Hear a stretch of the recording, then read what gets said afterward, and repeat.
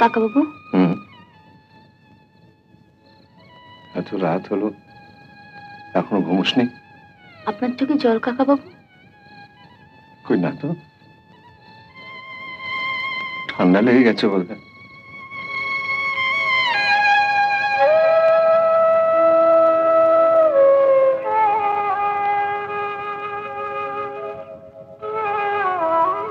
নিচে চলুন কাকা বাবু, কাকিমা ডাকছেন।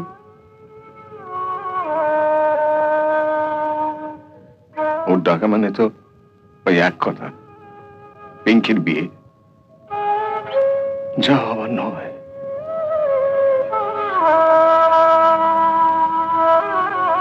আমি জানতাম এই সংসারে এমন একটা কিছু ঘটবে। মাস্টারমশাইকে চোখের জল ফেলতে ফেলতে এই বাড়ি থেকে চলে যেতে হয়েছে। মাথার উপর ভগবান বলে তো কেউ আছেন? মাস্টারমশাই চোখের জলের দাম এই সংসারকে চোখের জল দিয়ে দিতে হবে।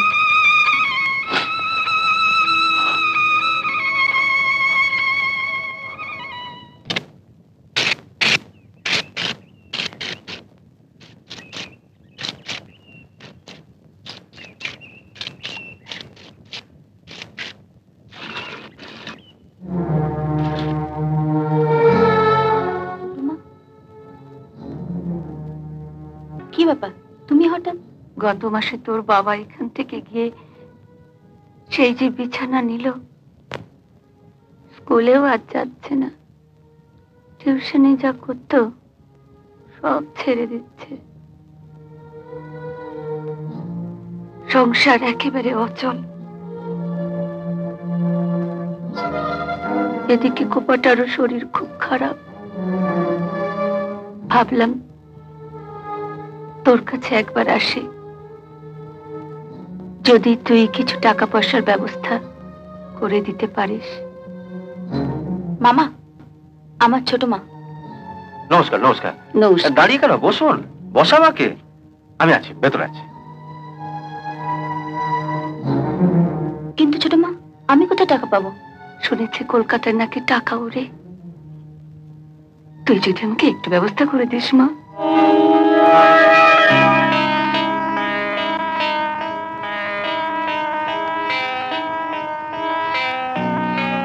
আসতে বলো।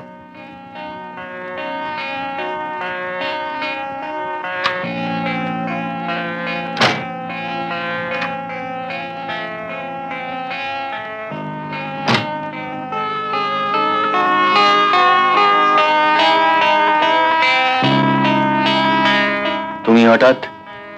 শুনেছি আপনি নাকি খুব বড় ব্যবসায়ী। তা টাকার কথা বলতে একেবারে বাড়ি চলে গিয়েছিলেন কেন? বাড়ির এত লোকের সামনে টাকা করি কথা কি ঠিক মতো বলা যায়? কি চাই তোমার? কি আবার টাকা? আপনি বলেছিলেন না আপনার ছেলেকে ছেড়ে গ্রামে চলে গেলে আমি যত টাকা চাইবো আপনি তাই দেবেন। আমার বাবার খুব শরীর খারাপ, তাই আমি তৈরি হয়ে বেরিয়েছি। আপনি যদি টাকাটা দিয়ে দেন তাহলে আমি এক্ষুনি কলকাতা ছেড়ে গ্রামে চলে যাব। এবারে বুঝতে পারছো, আমার ছেলে তোমাকে চিনতে ভুল করলেও আমি করিনি। কত টাকা চাই তোমার? 1.5 লক্ষ টাকা।